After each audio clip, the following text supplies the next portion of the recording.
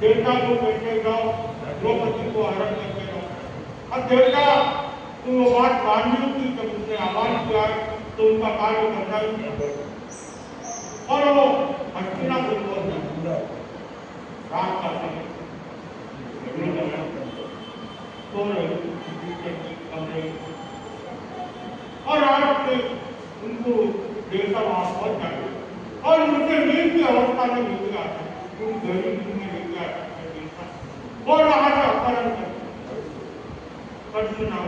के महाराज महल में जाके सुना सकता जैसे लोग और जैसे आप पहुंचे व्यक्ति मैं कहा आ गई, जैसे युधिष्ठिर के कमरे में ये कहा आ गई है, ये किसका कमरा है, ये तो हमारा घर है। एकदम अब मुझे कुछ समझ में नहीं आ रहा था कि मैं कहाँ हूँ, कहाँ आई हूँ, कौन कहाँ से आया है, कौन कहाँ नीचे आया, इससे कोई बात समझ में नहीं आ रही। इसलिए राजा वहाँ पहुँच जाता और कहता है जो तुम्हारा अपहरण हुआ है, तुम्हें अपहरण करके हम लेके आए और हम तुमसे शादी करना द्रौपदी का और रावण तो 16 श्रृंगार करके तैयार हुई। कुछ देर के वो राजा कहता तुमसे लगती हो कोई अप्सरा हो, इंद्र लोक से आई हो, साधारण सी नहीं, ऐसा रूप डाली हूँ मैंने पहले कही।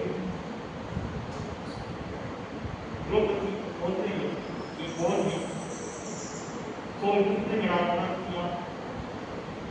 और क्यों किया। अब इस बारे में जानकारी करें,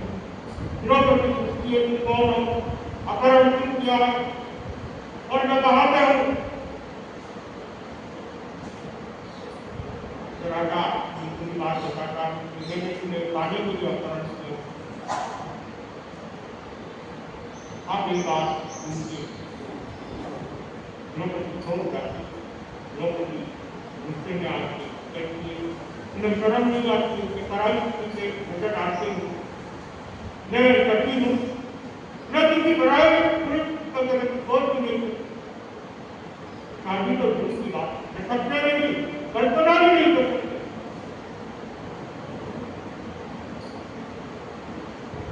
राजा कहता है ये सपने में तो बातें, अब तुम मेरे विरुद्ध में हो और मैं तुझे शादी करना चाहता हूँ उससे।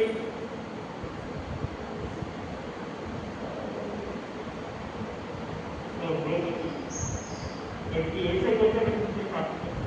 मैं पहले से शादी शुदा, मेरे कान पर कि मैं पहले तुझसे शादी करूँ। राजा कहता है वो तो अभी कभी आई नहीं, तुम्हें लेने के लिए तो मुझसे शादी करके तुम यहाँ की रानी बन जाओ। ये तो खूब सारी रानियां आए नहीं, तुम भी उससे रानी बनी। समझाने की कोशिश वो समझने की तैयार थी। तो राजा के मुंह से निकल जाता है देखो मैं तुम्हें समय देता हूँ, 1 दिन 2 दिन 4 दिन 6 महीने तक समय देता हूँ, तुम तुम्हारा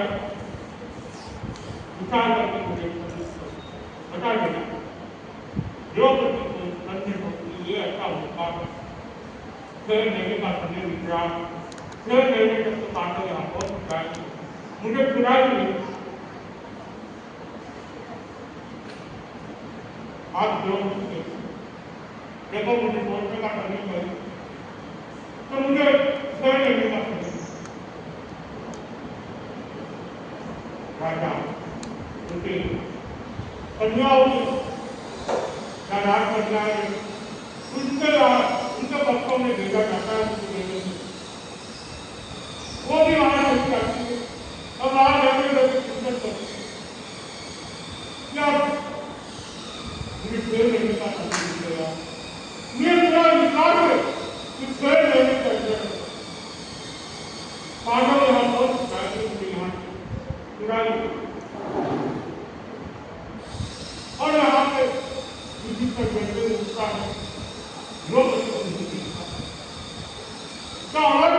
है द्रौपदी, बार बार आवाज देता है सुनने वाला, पूरे राज्य में घूमते द्रौपदी को बड़ी समस्या करूँ अभी अभी थोड़ी जितने रही धनराज जब वापस आए थे थोड़ी खुशियाँ आई तो वापस द्रौपदी का अब द्रौपदी ने कहा गई किसी को बताया भी नहीं, कहा ढूंढे उसे, पूरी सेना ढूंढने में लगा, लेकिन द्रौपदी को कोई पता नहीं बेटा द्रौपदी कहा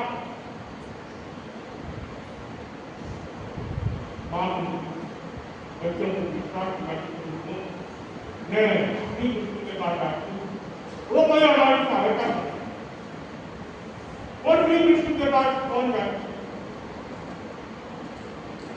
और श्री विष्णु बेटा हुआ घर से आना हुआ कोई काम का तो मुझे बुला लेके मैं आ गया और तुम कैसे हो सब ठीक तो है हुआ अच्छा है लेकिन क्या होगा क्या हुआ क्या समस्या आई है कि दो दिन लोग जा सकता मिल रही है ढूंढने की बहुत आप ढूंढने में सहायता कर हमारी बहुत अच्छा हो गया चिंता मत करो तुम जाओ मैं ढूंढ के आता हूँ पता लगाता हूँ आज तीन दिन का कोयला देव को आह्वान करके द्रौपदी का पता द्रौपदी का पता चल जाता है पांडवों को बेटा युद्ध की तैयारी करो हमने युद्ध के लिए जाना है अब नारद जी पसीना पसीना टूटने लग जाता है नारद जी क्योंकि श्री कृष्ण को पता कर गया कि ये सब काम में मैंने किया है अब देर नहीं गई वो भी आके श्री कृष्ण के चरणों में माफी मांगने लग जाता है अपनी गलती मान लेता है और वो भी बेटा नहीं कर पाएगा अब श्री कृष्ण पांडवों को